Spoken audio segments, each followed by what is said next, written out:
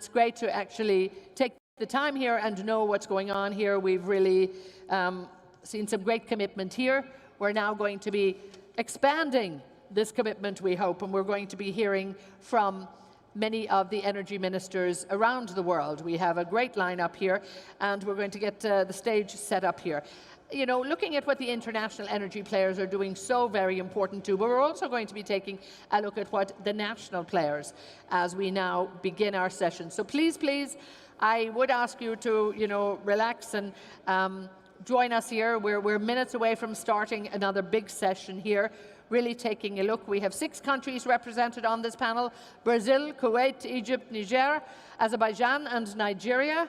A lot going on, of course, in all of these countries. Some of them major energy producers, some of them maybe depending on importing energy as well, but all players, without a doubt, in the hydrocarbon space, and all players in a cleaner, greener energy future as well. So much going on here that I'm very excited. We have a short panel, not as long as we can, but we have such a great schedule for the afternoon. So we will take the time to make sure, and we're so delighted that indeed all of the ministers have joined us. And we're delighted with our quick turnaround team, because I actually do believe that we're ready to go. So let me bring our ministers, bring our panel on here, and we will get started. Gentlemen, please, if you would come with me, and we will get started here. So I'm delighted to have everybody on board. A lot of great initiatives going on in so many countries. So I'm very, very excited to have you here. Hello, lovely to see you again. Yes, hello. And again, very quickly, and I think we have them in order. So lovely to see you all, gentlemen. Thank you. Let me quickly introduce you to them, because you know some of them very well. Everybody knows some of them. So it's like, please, the Energy of Minds and Energy from Brazil, His Excellency Bento Albuquerque. Thank you so much for joining us. From Kuwait, I'm absolutely delighted to welcome His Excellency Dr. Mohammed Abdul Latif Al Fares. Lovely to see you. His Excellency Tariq Al Mullah joins us, the Minister of Petroleum and Mineral Resources in Egypt. From Niger, lovely to see you. We have His Excellency Mohamed Sani Mahamadou. Thank you so much, the Minister of Petroleum, Energy and Renewable Energies. From Azerbaijan, once again, lovely to see you, sir. His Excellency Pərviz Şahbazov, lovely to see you. And from Nigeria, absolutely delighted to see His Excellency Chief Timibre Silve, the Minister of State for Petroleum Resources. So as you can see, we're doing a scan around the world. And if I might start with you, Your Excellency, Albuquerque, talk to me about Brazil. I mean, we look at, the topic of our panel is really looking at, I suppose, the dilemma of making sure that, you know, you keep economic development in your country, but at the same time, we make that a very, very important shift to cleaner, greener energy, and you have to keep that both. I know when we look at electricity in your country right now, you have a lot in the renewable space. So there's a lot going on in Brazil. So please bring us up to date and tell us how you're doing. Thank you very much. Good afternoon, everybody. Brazil has a dichotomy. As you said, we have one of the cleanest energy matrix in the world. And we are also moving fast to become one of the top 5 producers and exporters of oil and gas by 2030. Currently, we are the 7th. Our matrix, I used to say that Brazil has started its energy transition 50 years ago, when we decided to build huge hydropower plants, and we also started our nuclear program, including the nuclear source in our power matrix. And we also started our bioenergy program using biofuels from sugarcane. Then we started our energy transition 50 years ago. And now we have a cleanest matrix, and we are moving forward to use all kinds of sources. And indeed, when we look at the growth in energy demand and we look at any of the reports coming from the International Energy Agency, the International Energy Forum, of course, and also OPEC, all of these reports, looking at demand for energy, and demand for energy is on the increase. Your Excellency Al-Faraz, you talk a lot about a wise energy transition, and I've heard you say this before. What does that mean? Thank you, Etna. First of all, I would like to congratulate the Kingdom of Saudi Arabia for their initiatives for the green Saudi Arabia and announced today by having a net zero by 2060. I think this is a delightful date for us in Kuwait, also being part of the Gulf Corporation Council.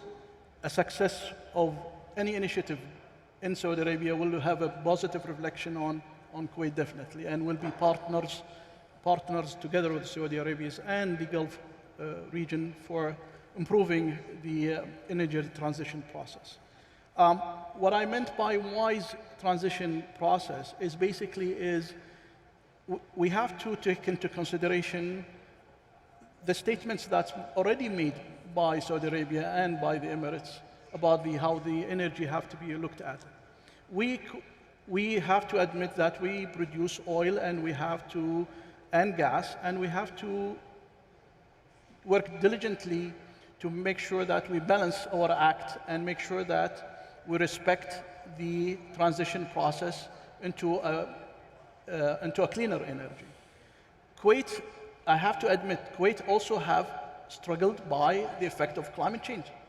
And that's a fact, and we've been seeing this in the last 3 or 5 years, where we have to start to see sandstorms, and we started to have a degradation in our water levels and an effect on our sand layers, and also we had an effect on droughts and quick floods.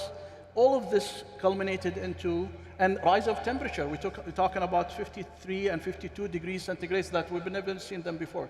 So climate change is a fact, and we have to address it, and we've been addressing it since 2015 during the Paris Agreement. And we are committed to that. So the balance between the effect of climate change and how to transit into a cleaner energy process that's what I meant. And I think that defines what's energy security, defined into economical development and sustainability, and at the end, we have to work on education. And I think that's one of the elements that I look at wise transition process. We have to educate our people. The elements of education have to be put into perspective. People have to understand there is going to be a transition. So that's the encompass what I mean by wise. Yes, and I think, yes, it is a transition, and that will take time. And I think we heard, from so many people talking about the complexities in terms of doing that.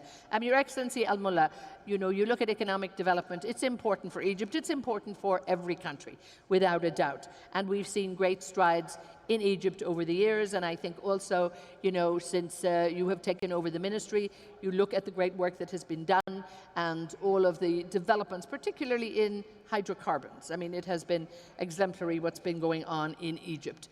But talk to me again about how do you manage that balance, because you have to maintain the economic development for the country, without a doubt. It's a big country, you have a big population, but at the same time, you have to look at that balance. How do you do it? Thank you, Etna.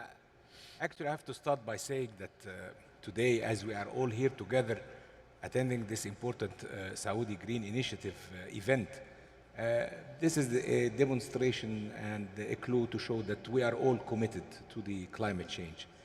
And of course, each country has its different implementation program, but at the end of the day, we are all targeting the same target, which is lessening the carbon emissions and becoming and receiving a neutral climate. So in our case, actually, when we talk about energy strategy, together with the Egypt Vision 2030, we started in 2016 looking at our energy mix and how we would tackle this important topic.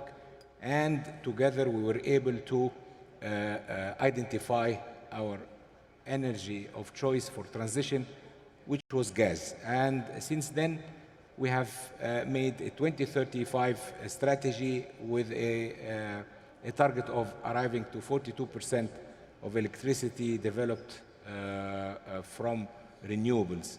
Meanwhile, identifying this roadmap, we were able to reach very important milestones in order to improve this balance. So when I say that Egypt consumes, for example, 75 million tons of hydrocarbons, I have to tell you that 64% out of this 75 million tons per year is natural gas. So this means that we are growing into the right direction of using natural gas so far as a transition with less carbon emissions, at the same time growing the renewable model with us.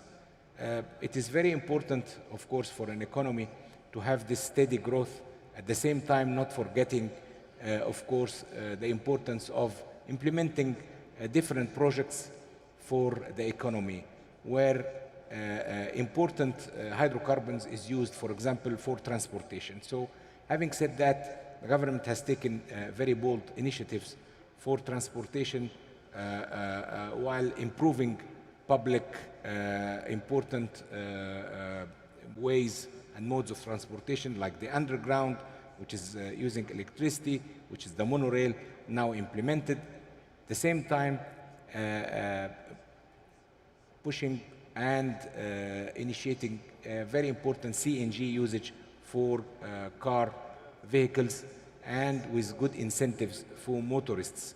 So having said so, connecting as well as much as we can to household gas, natural gas household connections, using them rather than the natural old traditional LPG bottles. So all this together is really helping reaching this kind of balance, at the same time committed to lessening the carbon emissions. Exactly. I mean, I think the process of decarbonisation, it is about starting it. It's about starting it in the big cities. It's also about starting it in industry. All of that has to happen. Now, Your Excellency, Mahamadou, you have been appointed in this role this year, so welcome to the club, so to speak. Congratulations. But also, I mean, you've been working with the President, and you've been in that you know the economies of the country, you know the focus, you know what's so important in your previous role. You are the Minister of Petroleum, Energy and Renewable Energies. So the very fact that it is in the title, I think, is so very important. Talk to me a little in terms of how do you maintain that balance, and how does the government actually look at this and say to you, now, here is your new portfolio, go do it. Okay. Thank you. Thank you for having me. In Niger, the oil industry is a huge part of the economy. By the year 2025, it will account for close to 25% of our GDP, and also close to 50% of all government revenues. And in terms of potential, Niger has several billions of proven reserves in terms of barrels, and we're looking into developing this potential.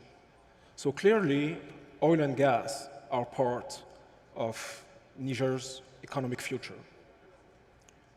The way we see it, we have a double obligation towards future generations. Our first obligation is to develop these natural resources and use the proceeds to improve the lives of the population. So that means easier access to food, healthcare, education. The second obligation that we have is to protect the environment by engaging in climate change mitigation. In Niger, every year, we have close to 100,000 hectares of agricultural land damaged. And we only managed to restore about 40,000 hectares. So clearly, this is not enough. We need to do more. And to do more, we need more resources. So using the proceeds from oil and gas extraction towards climate change mitigation is a clear solution. For example, thanks to those proceeds, we can provide clean cooking energy for the population to prevent wood cutting. We can engage in more renewable energy projects. So clearly, economic development and climate change mitigation are not mutually exclusive. In Niger, we believe that oil and gas extraction is a solution in helping mitigate the impact of climate change. And indeed, I think, yes, this is the delicate balance, and I think it is just a time in our lives whereby, you know, it is about everybody coming together to make sure that we find the solution. Your Excellency, Shahbazov, when we look at what's going on in Azerbaijan, you know, again, like every other country, you know, you're a very important producer, and at the same time, you want to make sure that there's longevity and sustainability in the country when it comes to a cleaner, greener future. So if you could, you know, tell us what you're doing to make sure you can operate that dual system, I suppose. Thank you very much. First of all, using this opportunity, I would like to express my thanks for the invitation to participate at this important event. Secondly, I would like also to underline the role of the Saudi Arabia, which has been for years contributing to the providing the energy balance in the global oil market, and it is actually continuing to do that. But today, with this new Saudi Green Initiative, something new comes at stage, and it is exactly how the Saudi Arabia is going to contribute into the combating the climate change, but at the same time to the development to the economic development of the overall global economic development. And coming back to my country's role in this sphere, I would like to say that, okay, we are continuing with the oil and gas, but at the same time we have already set a target, the 30% of the renewables in the overall generation share in the country until 2030. At the same time, one of the social economic priorities in the country, one of the fifth, has become the green growth policy, which has been adopted by the President of Azerbaijan.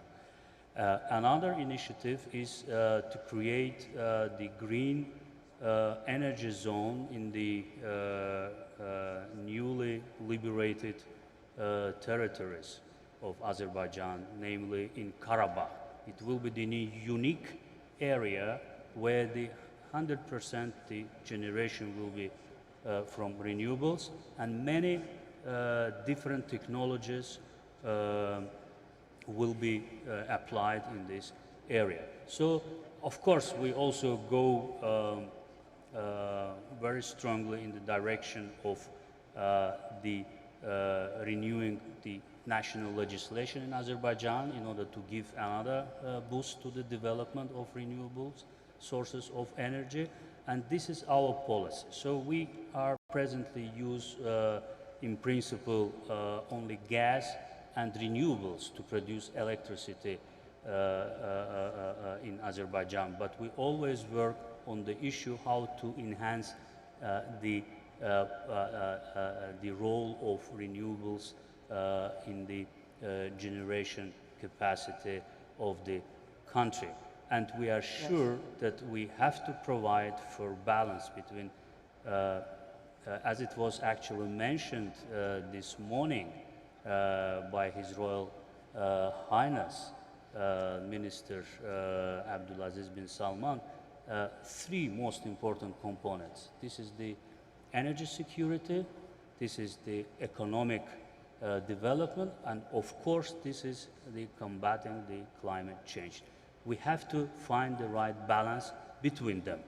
And in order to provide for them, we need renewables, we need energy efficiency, of course, and we have to, of course, be engaged as much as possible in the multilateral international cooperation for that. Without a doubt. I think we're seeing that indeed around the world. And actually, Your Excellency Almul, I want to talk to you about your East Med and multilateral relationships as well in terms of what's going on. You're not just an Egyptian player.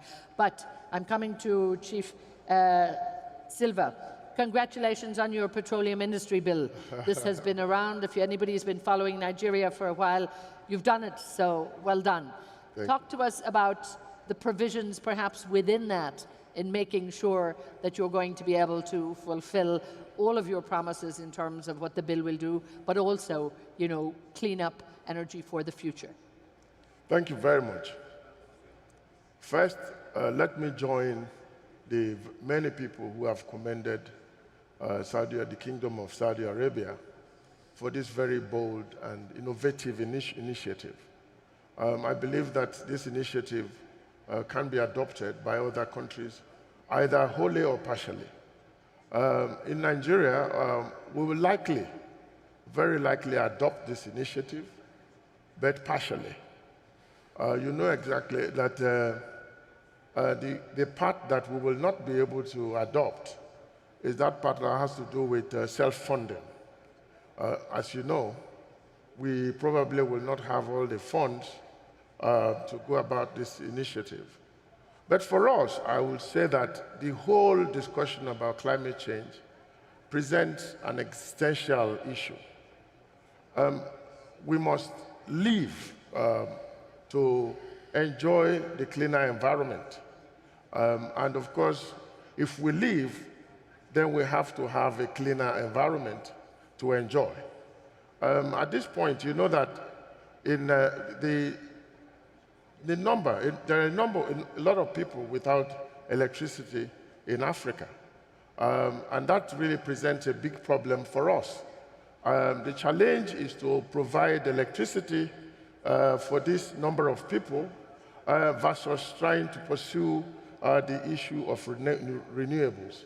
That's why we say that we must have multiple pathways to achieving carbon neutrality. We cannot look at only a single pathway to it. For us, I think the only way we can get there very quickly is also to exploit our abundant oil and gas resources and get there, because at this point, we are not in a position to join the race to renewables. But of course, we believe in this in the global commitment to cleaner energy, and that's why we are actually pursuing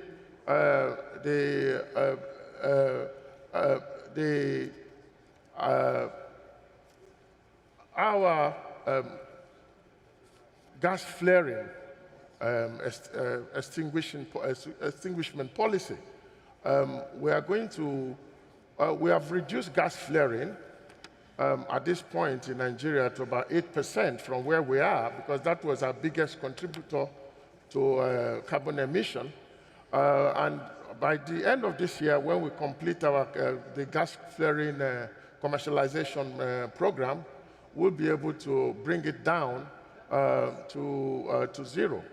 So for us to even join this conversation, at this point, I will say that we are already, as a country and as a continent, below the target level of 2050 in terms of carbon emission.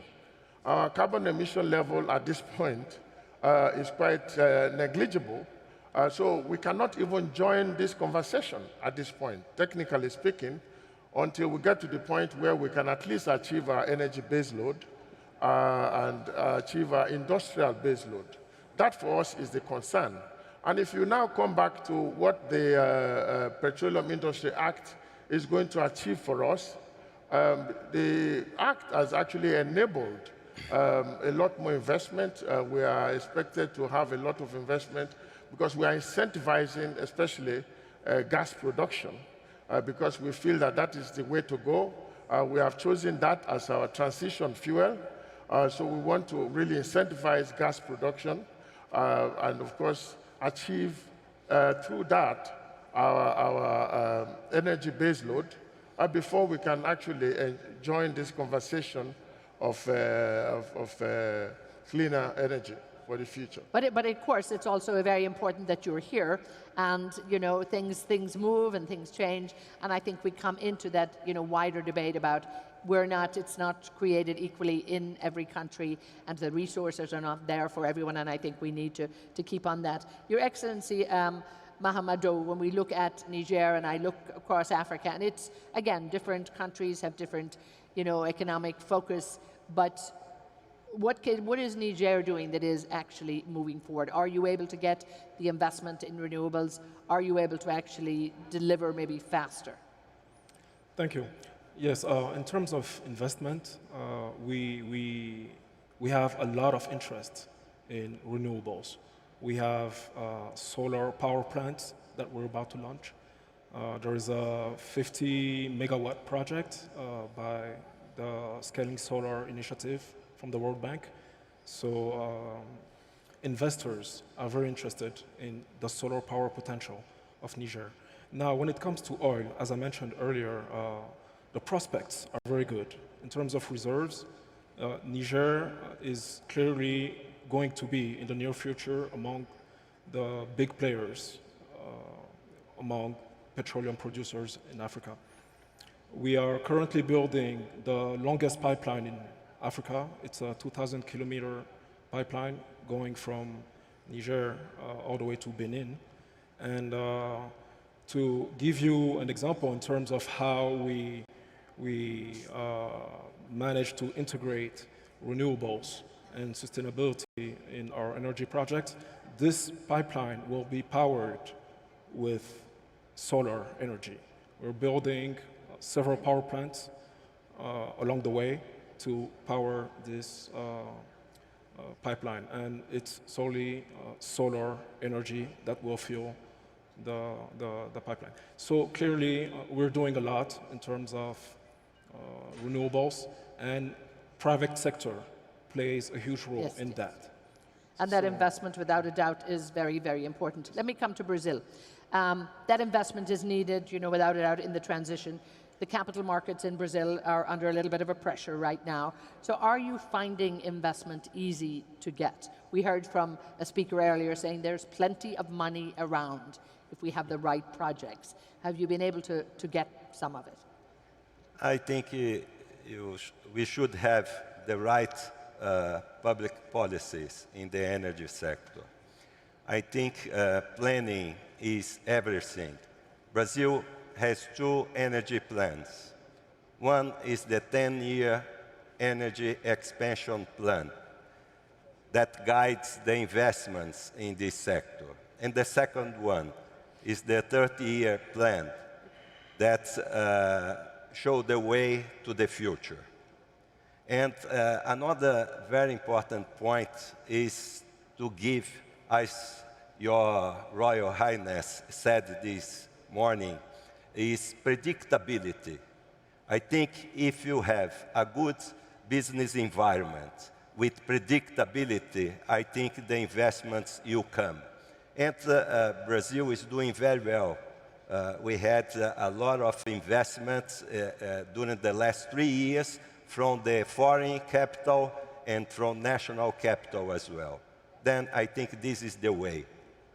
And indeed, everybody needs investment. But when we look at, the capital markets, it's very competitive out there.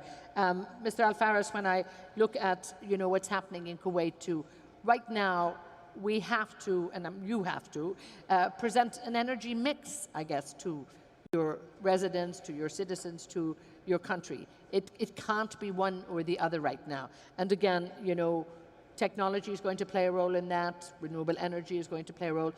Where's the investment coming to make sure that you reach a target that the government is setting? Well, Kuwait had looked into the aspect of how to introduce renewable energies into two main sectors, which is basically the oil sector and how to make sure that we have a cleaner production of barrel.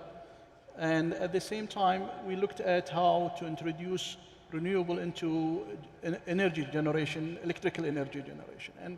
And the focus at this moment, we've been very much emphasizing on introducing renewable. Our late Emir Subah Al-Ahmed, be blessed upon his soul, he introduced since almost 10 years ago a target, which is 15% of our energy, electrical energy, have to be produced by renewable. And we've been starting this process since then, and right now we are in the process of having a partnership with the private sector, which is under the PPP concept, which is the public-private partnership, to start a new project, which is basically it's a 2 megawatt PV solar plant, which is one of the biggest plants in this area. And that's in the design stage right now, so it's in the implementation process. So we are very successful into bringing in investment from the private sector into such initiatives and projects. Also, at the same time, we've been very much self-investment into our oil production and how to make sure it's more cleaner. We've been looking into how to reduce the operational flare and how to introduce blue hydrogen. We've been starting to put a kind of an energy management system within the oil sector, and how to introduce technology and automation into the process and make sure that we have an efficient system. So that's how we approach the two sectors, the main sector, the energy sector for electricity, and at the same time, the oil industry, and how to make sure that we have a clean system. Your Excellency Al-Mullah, I mean, technology is driving the market without a doubt, but where is that technology going to be? Where's the investment going to be in that technology? Is it going to be in carbon capture and storage, or should the big investment just go all renewable? What do you think? Well, this What's is very possible? important, yes, of course. As we said, since we need this transition period, so for this transition, that means that we need to grow the use of technology in order to make it competitive and to reduce the costs of renewables. At the same time, as we said, this will take a minimum of 10 years transition until we will be able to put some comprehensive, affordable, renewable energy. Therefore, technology is then the solution. Therefore, the implementation of different technology ways is very important at the same time. So, as you mentioned, we need all together to look for ways of carbon capture, and at the same time, perhaps carbon capture and storage facilities, and all this kind of energy efficiency reduction. And these are efforts that are been executed all over the world, yes, but also with different speeds in different countries in the world. So in our case, of course, in parallel, at the same time, where we have investments in the oil and gas sector, especially in natural gas, as we said, also we are seeing very good investments as well for renewables. And last year, for example, we've been awarded through the World Bank for the best solar 1 gigawatt project at Binban in Aswan, south of Egypt. So I want to say that it's a combination of private sector, new investments, technologies at the same time. So you have to give this time frame of transition period so that we can reach all together the carbon neutral and climate neutralization. Your Excellency Shahbazov, you talk often about a just and equitable energy transition. And at the moment, it's not all moving in the same direction. do we just have to work with it? And Your Excellency Silva, I'll come to you very much on this one because I know it's close to your heart. And just do what we can and help other countries along. How do we find that just and equitable transition?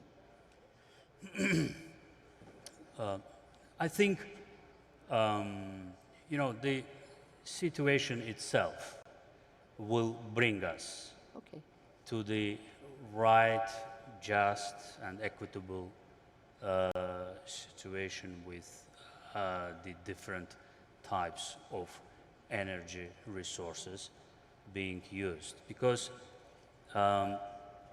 you can imagine that by 2045, let's say, the world economy is going to double. So, of course, we have done already globally a lot to develop renewables, but it will be quite difficult task to provide only by renewables the energy demand for the world economy. That's why I think that actually all the countries who are engaged in this process are on the right way. We do everything we can in this direction, and it will also grow. These activities will grow in the future. For example, if we take Azerbaijan, in the oil and gas sector in Azerbaijan, in the last 27 years, 95 billions of US dollars been invested, foreign direct investments. And now we have huge wind potential in the same sector of the Caspian Sea, where we need additional investments for the wind energy. And we are going to work on it. I think it will, automatically bring us to the balanced situation with all kinds of energy resources. Now, Your Excellency Silva, in the race to become green and clean, and it's urgent and it needs to be fast, I mean, is there a real danger that some countries are going to be left behind?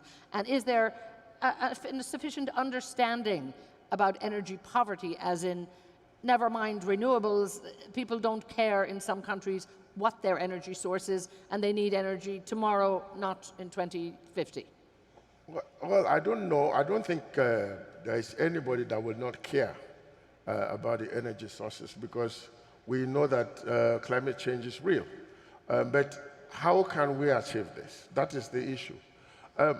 What I said before was that if we follow a single pathway to this race to renewables, and we say, okay, we're going to take only renewables as a way out, then I guess some countries will be left behind. But if we have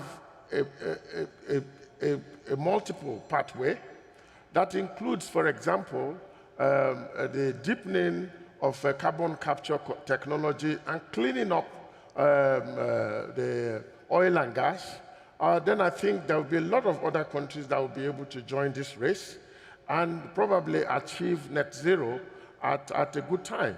But you must accept that there are multiple pathways to achieving this so that it will be inclusive. If you don't have this inclusiveness and you only look at one party and you take a single pathway, then I can tell you that there will be a lot of countries who will risk being left behind at 2040, 2050, 2060. Now, I always love to close and give you maybe a minute each, but I don't have a minute each to give you, so I'm going to be very democratic but very firm here. I have about 20 seconds each to give you. So I'll stay with you, Chief Silva, at the moment, if I may. What do we need to do right now to make sure that we can move to the path? But I really, just give us a thought out there that's maybe going to leave an impression. Well, I will say two things. One is to bring about inclusiveness, and also let us adopt multiple pathways to this issue of achieving carbon neutrality. And then the next is also to build consensus. Last year, we built consensus around a solution to COVID-19. This year, we are here trying to build global consensus about achieving net zero.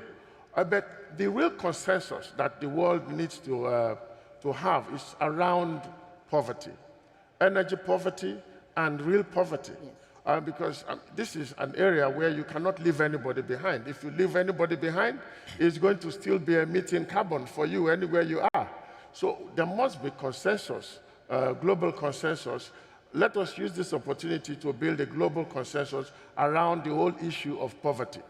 Now I'm going to have to challenge you all for 20 seconds. I'm going to stay with you, Your Excellency Albuquerque, at the moment. Just very, very quickly, what can we all do? What do we need to focus on right now? In our opinion, each country has to deploy all available sources, technologies, according to their reality and local competitive advantages. Exactly. Please, if I can have a look and see what Azerbaijan is doing, Mr. Shahbazov, very urgent. What is urgent that has to be done? The urgent is, in my view, the multilateral pathway. It's absolutely important. And we have to remain realistic about the situation. Your Excellency Mahamadov. Yes, I would like to follow up on what Dr. Silva said in terms of inclusiveness. No country should be left behind. And so far, the developing world has been forgotten. Leading up to the COP26, we need to ensure that the developed world, is staying true to its promise to allocate at least $100 billion every year to the efforts of climate mitigation for developing countries. So no country should be left behind. Your Excellency Al-Mallah, I hate to cut you short, but we have to, we're on the speed bus here. In addition to what was said, which I echo very much, I think we have to prioritize decarbonization of fossil fuels, which will last for some time. And thank you so much, Your Excellency Al-Faris. I guess first of all, we need to make sure that we have a clear, practical policies for management of energy transition and have to be truthful about it. Second, whatever roadmap to the climate change, it have to take into consideration the circumstances of the different nations. Well, thank you all so much. And as you can see there, there's a lot that needs to be done. There is a lot in progress, so that's great to hear, and it's very encouraging. And there is a sense of optimism. But I think, again, everybody needs the policymakers, it needs the investment, it needs everything to come together. The whole ecosystem has to move in one direction. And at times, I think we have a bit of a stop-start. But thank you all so much for your time. Your Excellency Albuquerque, thank you so much. Excellence Faris, Excellency Al-Mullah, thank you so much. Your Excellency Mahamadov, thank you so much. Thank you, great to see you again, Excellency Shahbazov, and also, of course, His Excellency Chief Timre Silva. So we leave it there. Gentlemen, thank you all so much. I know we could have talked so much more, and there was so much